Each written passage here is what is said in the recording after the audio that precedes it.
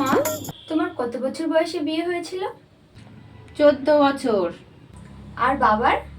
18 বছর। তোমাদের তো বয়সের আগে বিয়ে হয়ে গেছিল। আর এখানে আমাকে দেখো, 25 বছর বয়স, এখনো আমার বিয়ে হলো না। আরে না না, এর মানে এটা না যে আমি তোমাকে বলছি আমার বিয়ে দিয়ে দাও, সেটা না।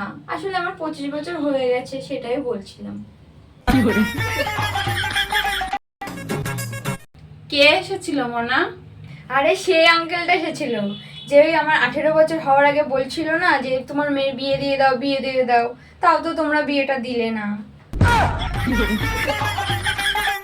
মা, তোমার সেই টুম্পা মাসির কথা মনে আছে, যার মেয়ে সেই 18 বছরে বিয়ে দিয়ে দিল?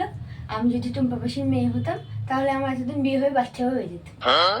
আরে এর মানে আমি এটা বলছি না যে আমাকে বিয়ে দিয়ে দাও, আমি বলছি এতদিন যদি আমার বিয়ে হতো তাহলে বাচ্চা কাচ্চা হয়ে যেত।